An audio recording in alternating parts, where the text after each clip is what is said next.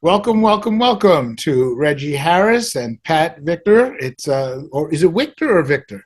It's Wictor. It is Wictor, right? We don't do the Yeah. German thing with W, right? Okay, fine. No, 2 world wars, and it stopped being cool to say it the German way. Gotcha. So, That works. So, yeah. welcome both of you to what I call PVC NYC TV, for lack of a better branding. This is the People's Voice Cafe's set of interviews with artists who are appearing, and you guys are going to be appearing on December 16th, 2023 here in New York City, and we are thrilled to have you, and I look forward to seeing you both in person myself as well. It's a pleasure to interview you and get a chance to ask you some questions. So first and foremost, let me say that unlike most of our past interviews, with the exception of one, which was a group project, this is the first interview I've done where both artists who are appearing that night are being interviewed simultaneously. So you're making history. And that also means we're going to play a little ping pong, I'm sure, on some of these questions. So let me start with you, Pat. Where were you born? How were you raised? What got you started with music? Your first inspirations? Which, of course, gives Reggie time to think about that question as well. Sure.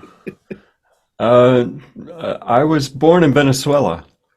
My parents met there. My dad was from Iowa. My mother was from California. My dad was in the oil business. My mother was a teacher. And so we left, my siblings and I have several older brothers and sisters. They were all born in Venezuela. We left Venezuela when I was 6, and we moved to East Texas, to Tyler, Texas, and then to the Netherlands, Norway, England, back to Norway a second time. And that's actually where I graduated from high school, was in Stavanger, Norway. So I like to joke that I was born on the road. And that's pretty much, that gave me my start in traveling, prepared me well for the life of a traveling musician. I'm my musical, I guess I got my start playing music in school. So, I went to small overseas expatriate schools. So they were American schools. And when I was in 8th grade, all 40 of the 8th graders were forced to learn to play the guitar.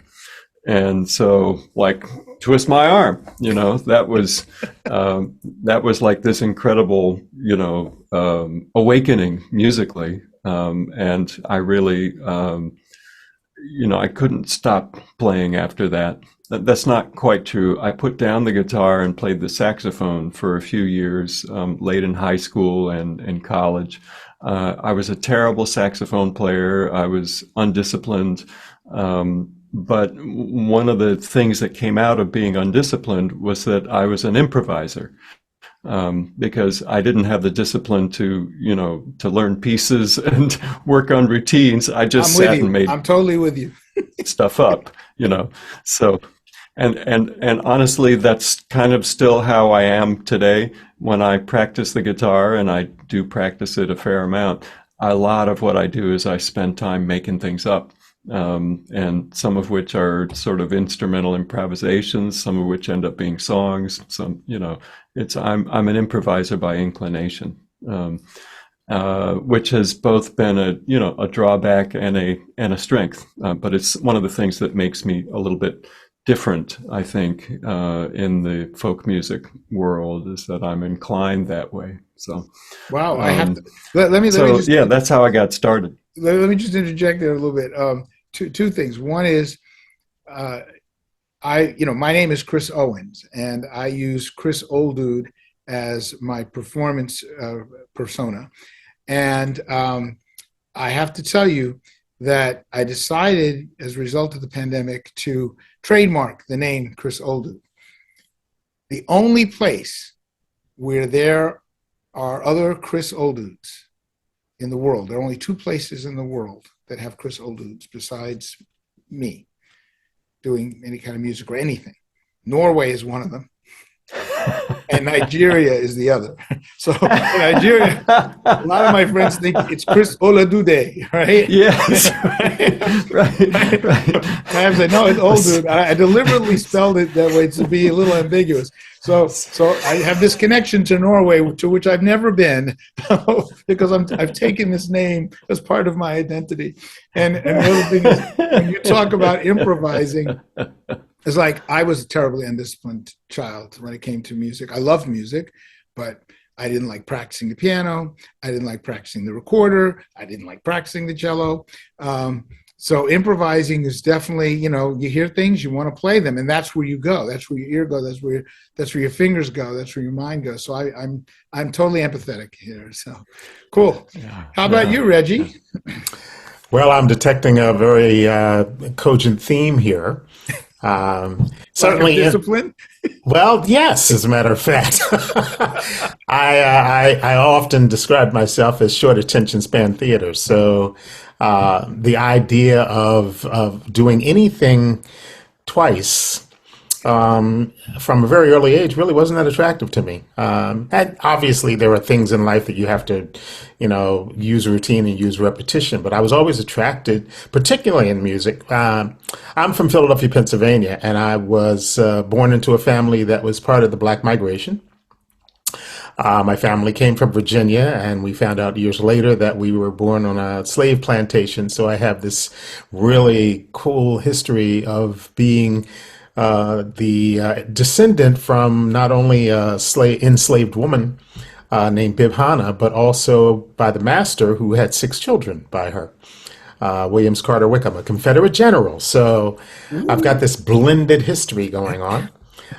Which absolutely filters into who I am as a person in terms of working across boundaries and across genres. Grew up in the Philadelphia area, went to the Philadelphia Public Schools, which had a very high commitment to music and the arts. So from a very early age, I was getting music from my church, I was getting music from my community, and I was also getting music from school. And in that amazing musical opportunity, I just kept finding ways to work between the scenes. When my mother and my sister and I would gather on usually a Friday night to sing, my instant interest was harmony. I just found, ways to harmonize or create arrangements that sort of set me up in high school. I was always interested when I was in the choir to learn all the parts and then alter them. So I was playing around. We did a lot of Bach, and we did a lot of counterpoint and a lot of music that was just really informative to me in terms of where music could go if you really allowed your brain to wander. Yeah, you redefined the phrase altar boy in that regard. That's perfect. And then I discovered the guitar because a person I was dating started taking guitar lessons and demanded that I learn 3 chords. And she was cute and intelligent and a really good connection, introducing me to a new brand of folk music. So I took that opportunity to explore another series of genres of music, which led me to the career that I have today. So fortunately, I was able to, early in the career, meet her again. We broke up. And I met her again and thanked her for launching my career. But largely as an African American, who grew up going to integrated schools and integrating a lot of groups, my early and mid musical information came from hearing a multitude of different sounds and being fascinated by the ways in which music mirrors life in our ability to shift and change and to gather new information and create something new. So meeting Pat Wictor was just probably required in my life. Pat and I are very synonymous spirits to the notion that trust and music and the ability to explore is something that just continues to add to the depth of your life and to your connection with other people. So one of the first things we did when we decided to start performing together was kind of make a list of some things that we didn't get to do in our other performing lives, and promise each other that we would try to push each other to expand the possibilities, as it were. Oh, And yeah, we've continued that's impressive. I want to come back to the duo concept shortly, but Pat, in terms of the influences, yes, you had the public school experience of being forced to learn the guitar. In my case, it was being forced to learn the cello, although I didn't want to learn the violin because you had to stand up and crook your neck. I wanted to be able to sit down. But Smart man. But in terms of your genre influences, what were you raised on, and what did you immediately? I mean, you were all over the place. You were all over the world, so you were exposed to a lot of different things at a very young age. What clicked with you and led you to say, music is the thing I'm going to do? Well, this is kind of the funny thing about it, is that I had this entire world of experience on the one hand. On the other hand, the thing that got me excited about playing music was just plain old rock music. That's, as a 12, 13, 14-year-old, even starting as like a 10-year-old, it was basically my brothers and sisters. They had all kinds of, records and stuff. So, I had a brother who had all these Pink Floyd records, and I was got big into Pink Floyd. I had another brother who was really into jazz, and so he had Miles Davis, Kind of Blue, and lots of other stuff. That's where I first heard John Coltrane, and that completely blew me away. My sister had Weather Report records, so I was like exposed to that. And so, those were sort of my formative musical, the things that got me really excited about music. Interesting. And so, no Beatles, huh? Interesting.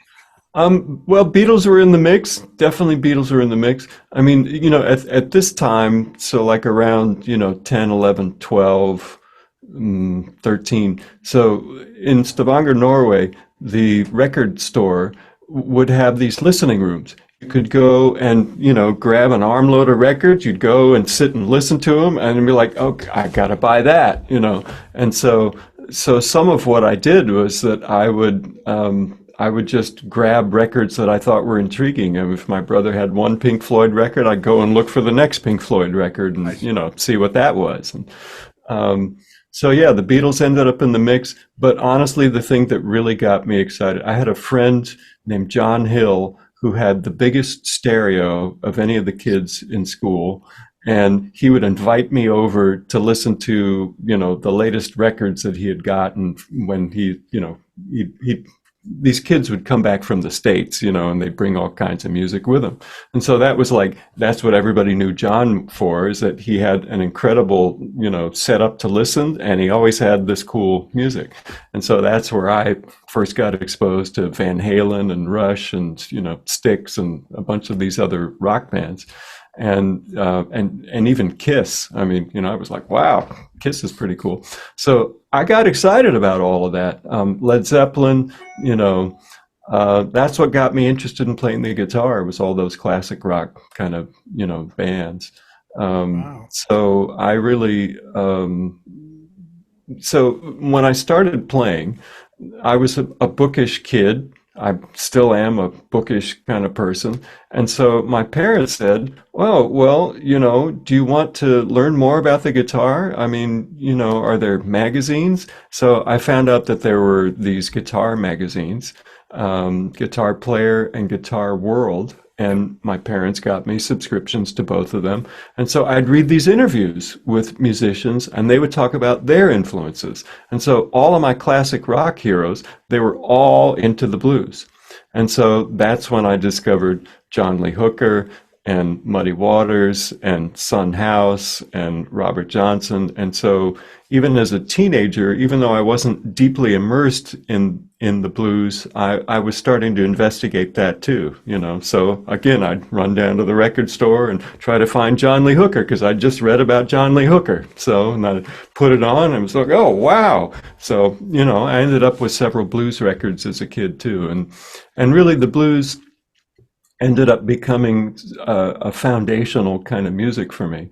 I wouldn't say I'm a blues musician because, you know, I operate in a bigger tent than that, but I would say that I've paid a lot of attention to the blues and what the blues has to teach in terms of directness, in terms of minimalism. You say no more than you need to say, and the power of the blues often lies in suggestion, in a small, a simple gesture that implies so much more.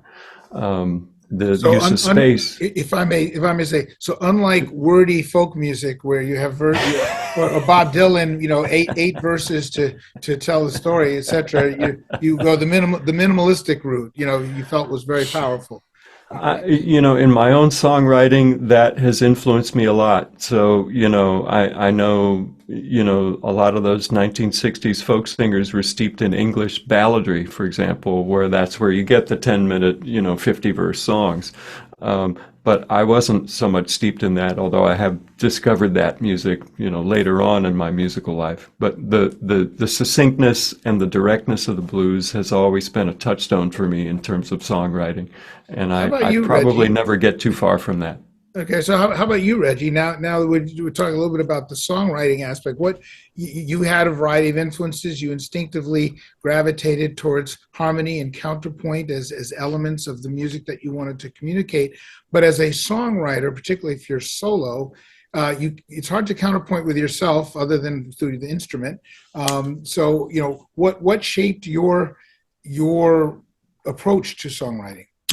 Well, I come out of a community that really was steeped in the spirituals. So on the other side of the blues, I'm singing songs growing up that were coming out of the slave experience, coming out of the expression that people were developing for expressing their need, their desire for freedom. A fairly, for the most part, simplistic style, but at the same time, I was really excited when the Beatles hit. I was really introduced to people like Cat Stevens and Gordon Lightfoot and James Taylor.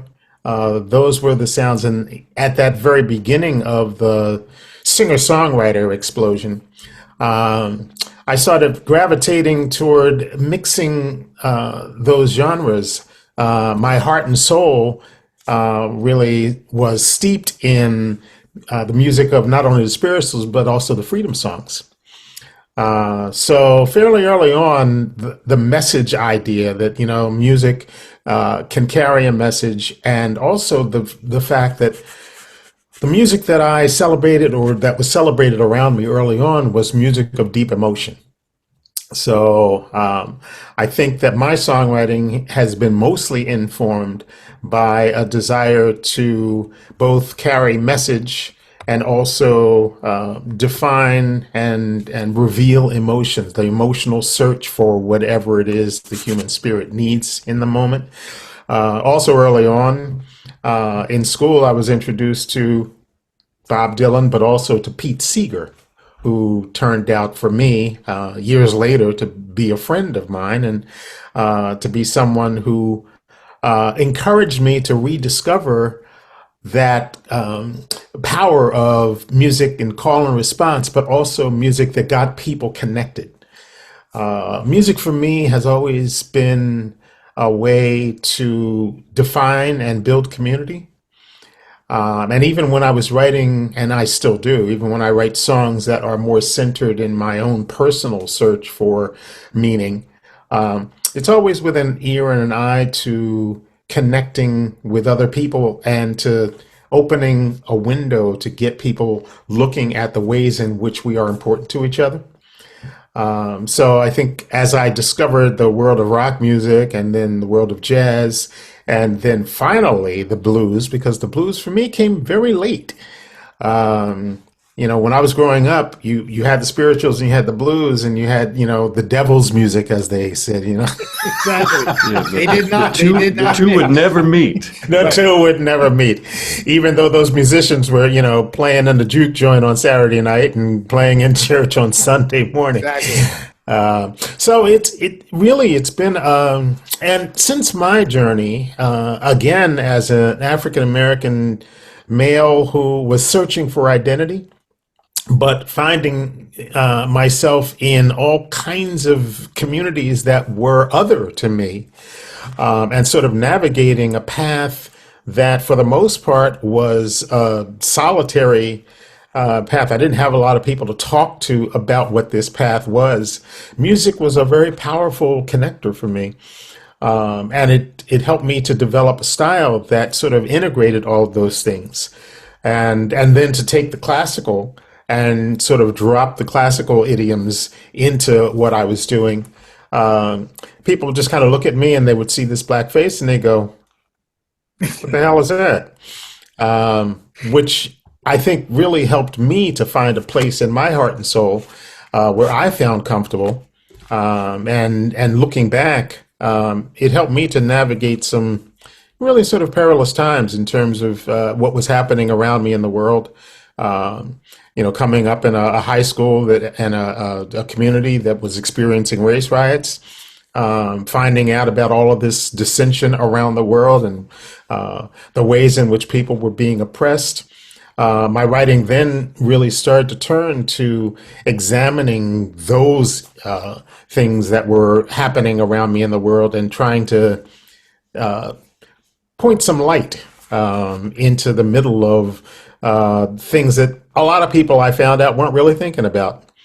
Do you find that there are certain themes in that recur in your songs that you write, or certain themes that recur in within you that you desire to connect people to?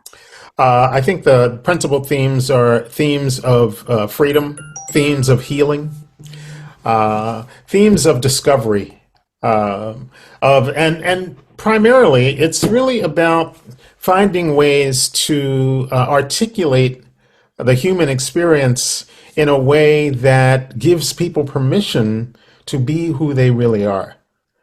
Because that's been a lot of my search, is to kind of throw off the conventions and really kind of answer the questions and answer the call to what I feel is happening in my own heart and soul.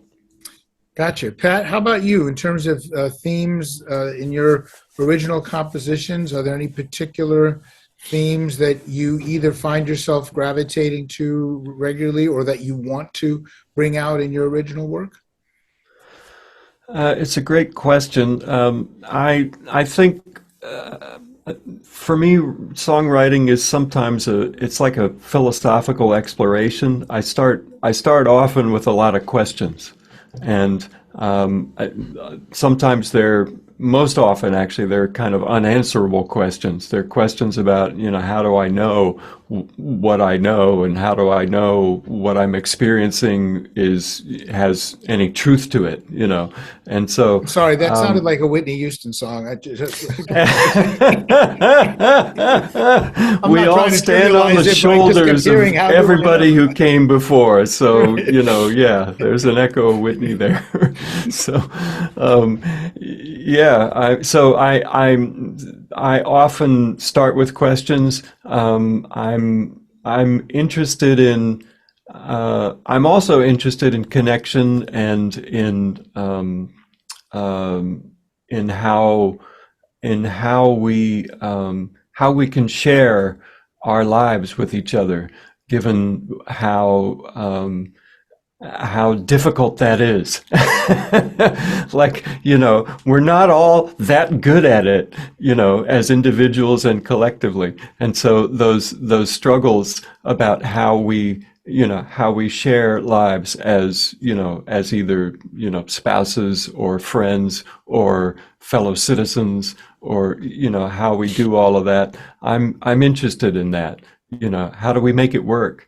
And I think for me, I guess also one of the themes I keep coming back to is, even though truth on the one hand, truth is elusive, and truth is contextual, and truth is um,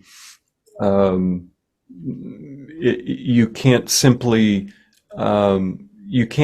say that my understanding of the truth is the only way to look at this, on the one hand. On the other hand, we live in this time that is so full of lies and nonsense and BS and disinformation. I think that, there is, we can't simply throw up our hands in the face of that and say, oh, well, we'll never know. We can't discern anything. I don't think that's true either. And so one of the things that I'm always grappling with in my songs is how do we find our way towards the truth? Maybe none of us can claim an exclusive possession of it, but if we are attempting in that direction, that to me is better than not attempting. Right. No, I hear you loud and clear. And you touched on something I want to segue into, which is the issue of collaborations, whether we're collaborating personally or professionally, musically. How about you, Pat? What sort of collaborations, if any, have you had in your musical life? How did they work out? Well, I would say that, the collaboration I'm best known for was that I was one third of Brother Sun, which was a wonderful trio with Greg Greenway and Joe Jenks. We did a lot of very powerful three-part harmonies. That's what we were really good at and really best known for. And I would say, our harmonies, I'd put them up, next to anybody's harmonies. That was some pretty amazing stuff we did together. We Did you toured actually together. write songs? You actually wrote songs together too, or did you sort of you each took each other's songs and then you arranged them? We each composed separately, but as time went on with the trio, we ended up writing specifically for that group and for those Right. voices. And so we developed a unique repertoire for the group that was very much with each other in mind. And of course, we developed those arrangements together too, through lots of trial and error and lots of hilarious experimentation. That was part of the fun of it, actually, was coming up with arrangements. That's the collaboration that probably people would know me best for. And Brother Sun was the difficulty with Brother Sun is that it really was a logistical nightmare, because we all lived hundreds of miles apart, and it was always going to be a difficult thing to do that kind of collaboration when we were so physically separated, all the time. So, Although if the pandemic had come along, you would have, had Zoom to work with. well, yeah, and I also think there is an aspect of collaborating that you have to, there's an element of surrender, which is that, you are surrendering to the whole. You are keeping the whole in mind. And so I think what I've found is that's the more people you add, the more surrender is involved. And so, I love the duo format, partly because there's a parody and a kind of, you can meet anything together in a duo.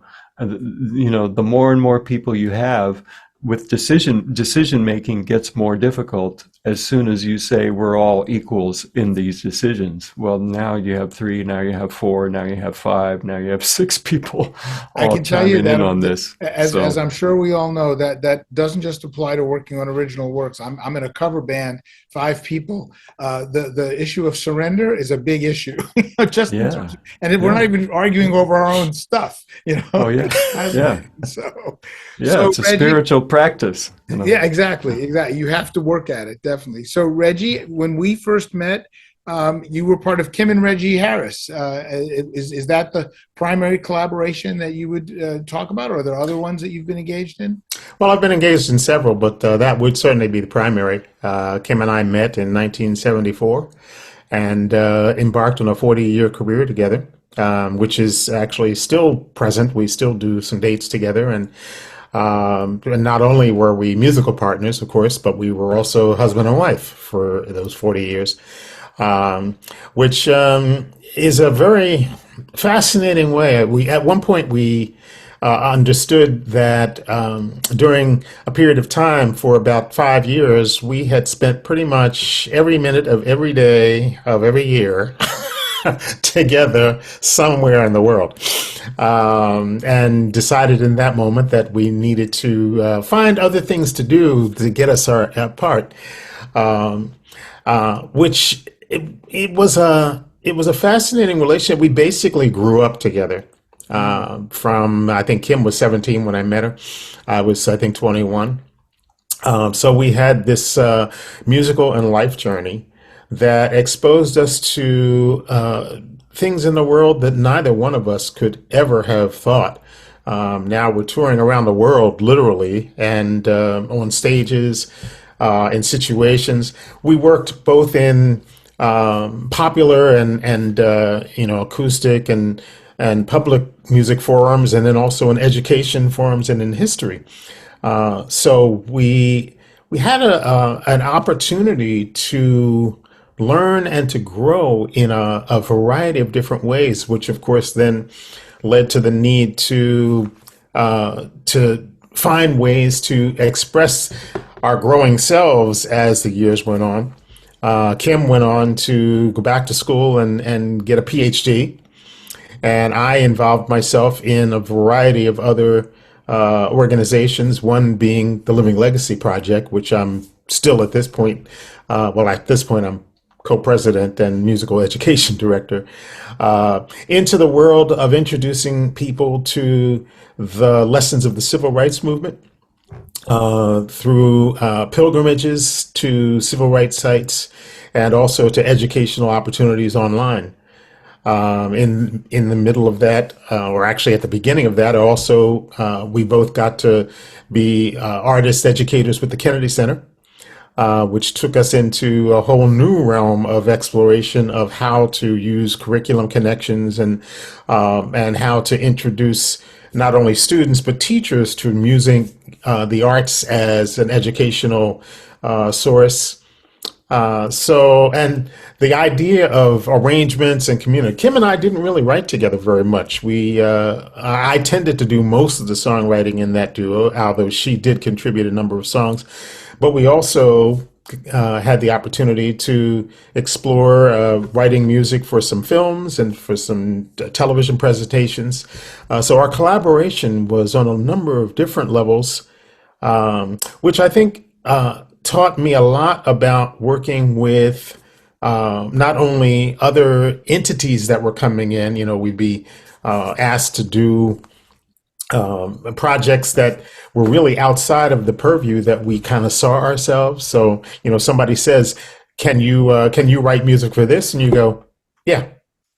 Can you design a show around these educational concepts?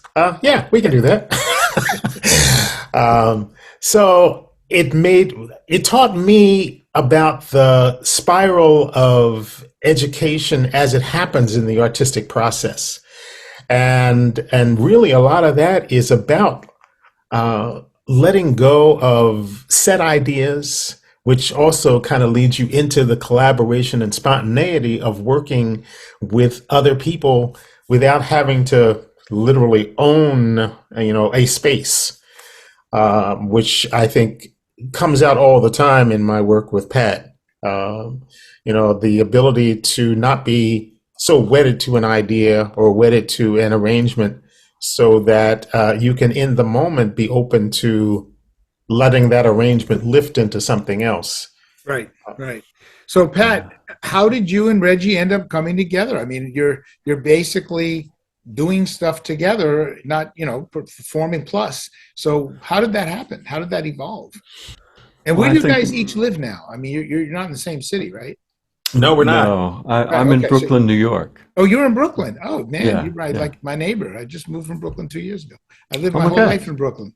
So, Oh wow. and Reggie, you where now? I'm in upstate New York. You're in I'm upstate. Where? near Albany. Oh, New York. Okay, well, you're not that far away. So one, No, Yeah. but I one No, hour. no. spend part of my time also in, right now I'm in Ann Arbor, Michigan, which is Oh, where I'm moving in the next year. oh, So, okay. So how did Pat? How did you and Reggie end up, deciding to do this work together? So Reg, you'll chime in on this too, of course. But Reggie and I became friends, I think, playing the music of Phil Oakes together. That was when we would most often meet, is as part of this kind of rotating cast of musicians playing the music of Phil Oakes in concerts that Sonny Oakes organized to keep Phil's music in the public eye. And so Reggie and I really got to know each other in that context. And so I think the interest in playing together really developed out of that. And I can remember this wonderful moment where Reggie invited me over to. He said let's just listen to some music together. Let's just let's just play some stuff that that you're interested in, that matters to you. So I drove to Reggie's and we sat down with a CD player and we just sat there for hours listening to stuff and talking about it. And I think it was really shortly after that we decided to start playing shows together, that and it wasn't so much that we had the same musical vocabulary. It wasn't really about that. It was about that we had a way of understand, at least this is my perception of it, Reg, that we had a way of understanding music that was compatible, and that we could, and that we also had, by that point, had a years long relationship. We weren't starting from the beginning. We had already played music together many times in those Phil Oakes shows, and we knew what each other brought to the table musically in many respects. And so it was more just a question now of figuring out what it would be when Reggie and I played together. And I think that feeling of spontaneity and of and as Reg said earlier, of doing things that we didn't get to do in other contexts. Our collaboration is a place where we can do that. And I think part of why we can do that is because we just have complete trust that, whatever happens on stage, we're there with each other. We will meet it together. If it's a clam, then it's our clam. If it's we'll own the clam. That's right. It's ours. We'll make music with it. I mean, and if it's a moment where one of us wants to go in one direction, then we both go in that direction and we make it happen. And not everybody can do that, but it's part of the beauty of collaborating with Reg, is that he has such tremendous musical not only capability but musical empathy, that he's always in it with you. He's not just playing the song, he's playing the song with you. And that's part of the joy of making music together. I have to say that's true brotherhood. The only person I have that kind of relationship with is my brother, is my biological brother, who's 2 years older than me. He's the guitar player of the family. I'm the keyboard recorder player. But we have developed that kind of ability to communicate without communicating, to be there with, not just performing the song, but being there with the person and experiencing it in that same way. So what's your take on this, Reggie? Well, I know that, at the time, Kim was in the middle of finishing her PhD, so we weren't touring quite as much. Brother Son would periodically take a hiatus. And I was just so attracted to the fact that of watching Pat be able to, on the Phil Oakes nights, he would often be asked by a number of other musicians to accompany them on their song. And I watched the ways in which he allowed himself to not only accompany people, but really meet them where they were. Uh, and that was the first thing.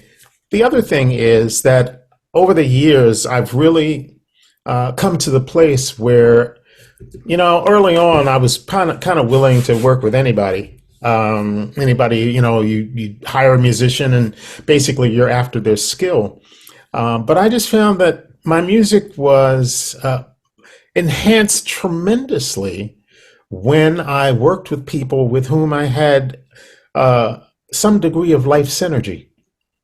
And the conversations and the perspectives that uh, came to into being in my connections with Pat, um, we would never have a moment between us, and it wasn't always because we were working at it, where our energies didn't find a way to link up and connect. Um, and that to me became more and more important as I started to also work deeper into situations where I was either with the Living Legacy Project or with my own music or with some either the Clearwater, project on the Hudson, um, where I was working in a frame where I was dealing with difficult subjects and sometimes difficult people or audiences that really needed to be approached with care and thoughtful concern. I just found that my music translated better when I was on stage or in the studio with people who I could really feel good about as people. And I have not met anybody on this planet to this day who gives me more of a feeling of trust and synergy than Pat Wictor. And that translates. I remember the first night that we were on tour together for about a week, and we got to a venue and we got there late. And whenever you're arriving late to a gig, and all of the possibilities that are sort of descending on you, you don't have the time. You're having trouble communicating with the sound engineer. The venue people are upset and a little tense. We stepped into our dressing room and we looked at each other and we said, "We don't have time to make set." And I said, "Yeah." And we looked at each other and we said, "First two songs." And we chose the first two songs and we said, "We'll go from there." And we went out on stage. We did those first two songs. I don't even know if we did the second song that we had agreed on, but I think it had already changed by then. Yeah. Yeah. but I could almost not believe, with the number of other performances I've done with other musicians across the span of a career, I could almost not believe the calm and the ease with which we shifted into a place where the night just defined itself. And I said that night, I got to do more of this because this is not only about producing music for other people, this is healing music for my heart and soul. Awesome. Well, I hate to say this, but one of the negative byproducts of having two people interviewing two people simultaneously is that the time goes by twice as fast, and you don't get to dig as deep into each individual. So we're going to have to begin to start wrapping up. But there are a couple of things I still want to ask you. Sure. First, if each of you was talking to a young person today who was sort of looking to get into music in a way that is making a contribution to society, not just trying to be a commercial star, what are one or two pieces of advice that you would give that person today about how to approach it, and how to keep themselves sane as well as how to possibly be successful? Reggie, why don't you go first, and then Pat? Well, I think for me, what I often tell younger musicians is that you have to work on being clear with yourself about what your goals are. Not that they won't change. I encourage younger musicians, and I encourage all musicians, to write a mission statement. I encourage them to take a look at what their skills are and to look at what they think their goals are, and to compress all of that to answer some questions about what it is you hope that your career is going to do for you, and what it is that you might hope that it will do for the world. What are you producing music for? And to periodically review that as you make your way through the career that you're building. You sound to like such a nonprofit administrator. Well, you know, 3 to 5 year plan review. you know, it strikes most of us as an odd thing to do because of the way we generally enter. You know, we just think we're playing music because we love it, you know. Right. But it makes total sense. Yeah, you need to be very clear about, you know, I just remember early on, you know, being offered all kinds of things and people saying, well, you could do this, you could do this, or you should do this because it's popular or whatever. And I remember early on, for whatever reason, I said, no, that's not speaking to me. And I don't want to be caught doing that for, you know, for years and years and years, just because it makes me money. At the same time, you have to make money, so you have to look, you know, at practically at that. But I would say, find your heart and find where your heart connects to your music, and then you need to really think about also the idea of how is it that you're going to work to grow into not only your skill but also your performance as a human being. Cool. Pat? I don't think there's much more I could add to that.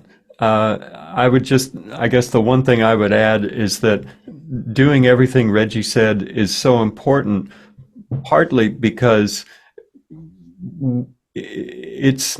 there's a tendency, I think, for all of us who perform for a living to be caught up in the validation of other people.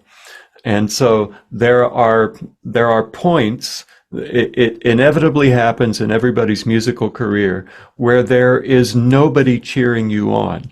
And so the only thing that will carry you through is your clear sense of what it is that you are doing and why you are doing it and what is going to keep you doing it. And so you cannot, you know, it's wonderful to have external validation. You know, I prefer it when the audience applauses than when they don't. So, you know, that's good. But at the same time, it's important to not take the applause and be puffed up by it and say, you know, oh, I must be brilliant. They're applauding, you know. I mean, it's important information. It's information that what you are doing has resonated with people and connected with them. And so to take it in from that standpoint, I think is important. But, you know, you have to know who you are, why you're doing this, and what keeps you doing it. I know that for me, one of my motivating factors is to keep growing and learning and getting better at what I do. And I'm going to keep doing that even if nobody shows up. And you know, so I'm very clear on that. That's my central motivation, I guess, in making music, is to keep discovering more things and doing new things and learning things. So whatever it is that carries you through as a young person, I've noticed this in people's careers that, you know, I mean, there are some very well-known musicians who have, you know, had enormous difficulty with fame, and part of that is not being clear on what they're doing and why they're doing it. And then of course there are others who have handled that attention perfectly well, precisely because they are clear on what they're doing and why they're doing it. Yeah. Oh, thank you. That's great. And Pat, anytime you ever want to sign up as a stand-in for Pete Seeger's voice, you should definitely do that. It's not just the timbre; it's the rhythm. You know, I mean, when I listen to you, I'm like, Pete's giving me advice. You know, You're right. You're right. Awesome, man. You got that down. That's really cool. I can be a Pete voice impersonator. That's good right. to know. I'm telling you, man, you got that. So, Pat, before I leave you, where online can people find you? The first stop should be my own website, which is patwictor.com, patwictor.com. And then after that, you could probably find me on Facebook. Just look me up, Pat Wictor. I have a personal page and a music page. I have a YouTube page, which is just YouTube/Pat Wictor. and I'm on all the other usual places. If you want to buy my music, go to Bandcamp, and that's just patwictor.bandcamp.com. And I'm on the All the other usual streaming services and usual suspects. download services. Yeah, the usual suspects. The ones that pay you nothing, right? I got you. Yeah. So, Reggie, how about you? Where do we find you online? Well, you can find me online at reggieharrismusic.com. And you can also find me on Facebook. I have a YouTube page as well, Reggie Harris, Hope and well, I'm on YouTube. Usually. And also you can find me through the Living Legacy Project, which is livinglegacypilgrimage.org. And so I want to tell you, Reggie, that if you don't already know about it, and you probably do, the Weeksville Heritage Society in Brooklyn, New York, is an important place that the Living Legacy Project might want to check out if you haven't already done that. I was the board president there. Speaking of nonprofits, for a number of years, it is one of the first and only free Black sites, communities that was in New York City, and was a refuge for African Americans fleeing Manhattan during the Civil War riots, amongst many other things. So. We should talk. We're talking about doing a northern pilgrimage. Usually, our pilgrimages at this point are Birmingham, Memphis, and the South. But no, there's plenty to do in the North. As absolutely. So cool. All right, Great. guys. Well, listen, this has been a thrill. I wish we could go longer, but I've been lectured by some saying the interviews go too long. We can't watch. Like, you can't watch the whole. If you liked it, why can't you watch the whole thing? But I think an hour is good, and we're almost at the hour point. And I'm really looking forward to this performance on December 16th, 2023, Saturday night at the People's Voice Cafe, and hope we all get a good turnout. Of course, I know you guys will be hitting your mailing list with everything you can do. Started already. Get people great, and we will be as well. So thank you so much, and have a wonderful day. You be well. Thanks for having us, Chris. My pleasure.